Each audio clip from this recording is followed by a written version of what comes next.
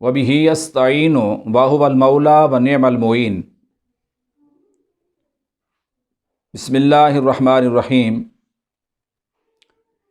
محترم و مکرم ناظرین و سامعین، آج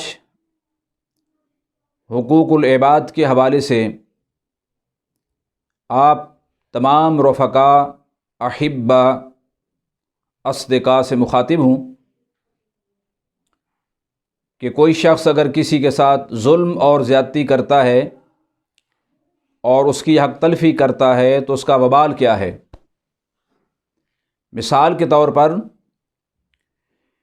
کسی کی ملکیت پر قبضہ جما دیتا ہے، کسی کے مکان پر، کسی کی دکان پر، کسی کی جائیداد پر یا کسی کی زمین پر، تو اس کا گناہ کیا ہے، اس کا وبال کیا ہے، اور اس کو اس جرم کی پاداش میں کیا خمیازہ بھوگنا پڑے گا۔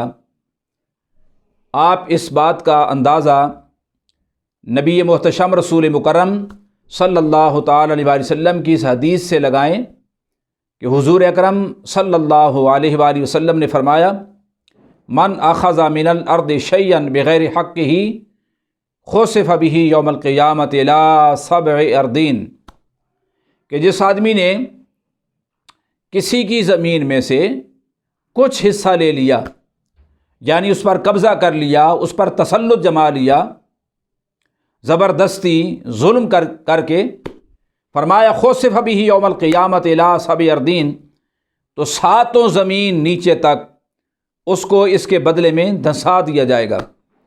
اور ایک روایت میں آتا ہے کہ وہ 7 زمینوں تک اس کو مکلف ٹھہرایا جائے گا، تکلیف دی جائے گی اور حکم دیا جائے گا کہ اس زمین کو کھودے اور 7 زمینیں نیچے کھود کر اس کے گلے کے اندر توق بنا کر ڈال دیا جائے گا۔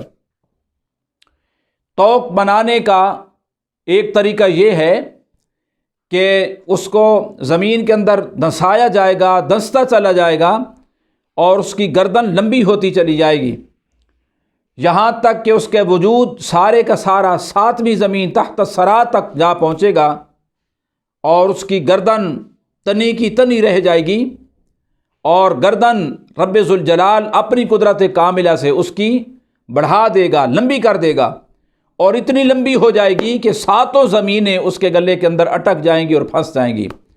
ایک توق بنانے کی صورت یہ بھی ہے۔ اور یہ ظلم و ستم ہمارے معاشرے کے اندر، ہماری سوسائٹی کے اندر اتنا عام ہو چکا ہے کہ ظالم کو ظلم کرتے ہوئے ڈر تک محسوس نہیں ہوتا، خوف خدا نہیں آتا، قبر و حشر کا اس کو خیال نہیں رہتا کہ اس کا وبال کیا ہے، اس کا انجام کیا ہے، اس کی سزا کیا ہے۔ اتنا بے پرواہ اور بے نیاز ہو کر، خاص طور پر یہ بات اعزاء اقارب رشتہ داروں میں ہوتی ہے، اجنبیوں میں کم ہوتی ہے، یعنی رشتہ دار کا حق زیادہ مارتا ہے بنسبت اجنبی آدمی کے۔ اس لیے تو مولا کائنات نے ارشاد فرمایا، الاقارب کالعقارب، فرمایا یہ جو قریبی رشتہ دار ہوتے ہیں یہ بچھوؤں کی مانند ہوتے ہیں۔ بچھو کے ساتھ قریبی رشتہ دار کو تشبیہ دی ہے، اور وہ کس بات میں دی ہے؟ اس لیے کہ بچھو کا کام ہے ڈنگ مارنا، ڈسنا، خواہ آپ اس کو شہد چٹائیں یا دودھ پلائیں، بالآخر بچھو نے آپ کو ڈنگ ہی مارنا ہے۔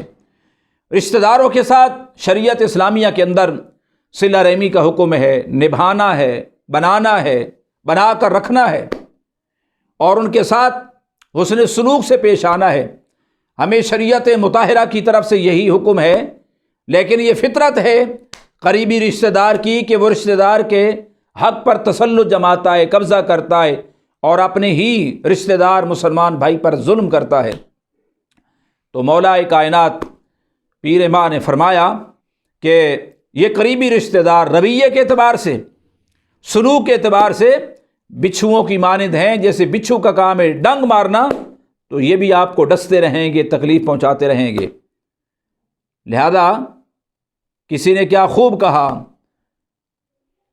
خاموشی سے جل جاؤ کڑی دھوپ میں، لیکن ہائے ہائے، خاموشی سے جل جاؤ कड़ी धूप में, लेकिन अपनों से कभी साया दीवार न मांगो। अपने वफा नहीं करते और उसका एहसान लेने के लिए कभी भी उससे ये अपील मत करना कि मुझे अपने दीवार के साए में बैठने दें, वरना इस पर भी वो आपको जिता के मार देंगे और फिर आपको एहसान जताने की तकलीफ़ें उठानी पड़ेंगी।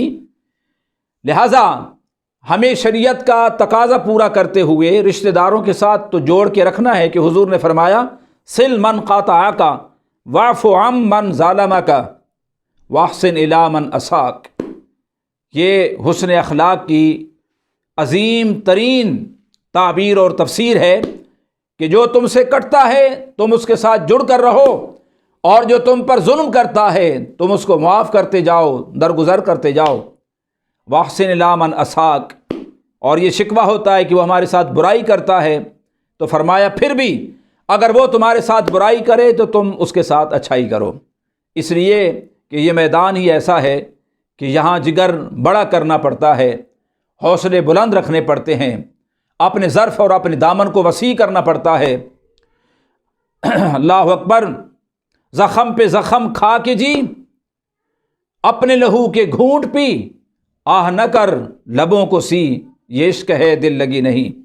इस फ़लसफ़े पर आपको चलना होता है और रिश्तेदारों के साथ उनके जुल्म व सितम को बर्दाश्त करते हुए, उनकी बुराइयों को बर्दाश्त करते हुए, उनकी ग़ीबतों को बर्दाश्त करते हुए, उनके इल्ज़ामात और बहतान को बर्दाश्त करते हुए फिर भी हमने उनके साथ सिला रहमी से पेश आना होता है और प्यार और मोहब्बत और हुस्न सलूक से पेश आना होता है।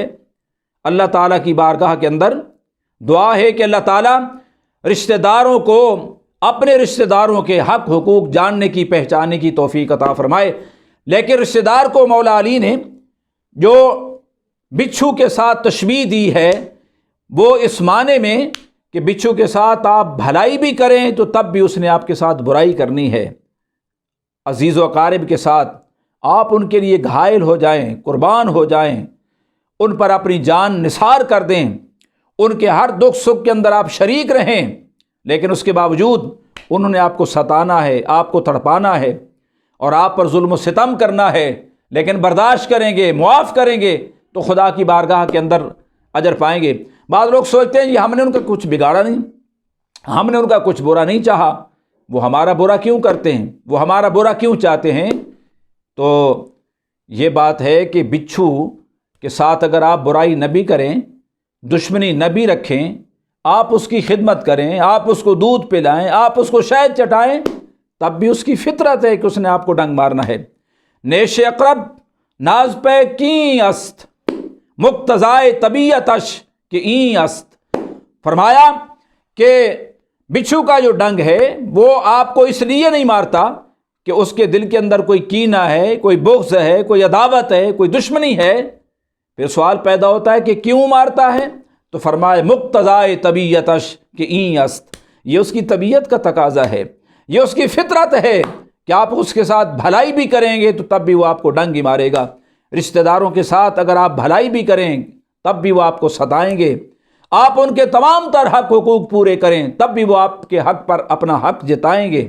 लिहाजा बर्दाश्त करने की खुदा से तौफीक मांगनी चाहिए और रिश्तेदारों को, अजीज़ व अकारिब को भी ये चाहिए कि अपने करीबी रिश्तेदार पर जुल्म न करें, सितम न करें, उसको अपना हक़ दें और खुदा के अज़ाब से और कहर से, इताब से और इक़ाब से अपने आप को बचाएं।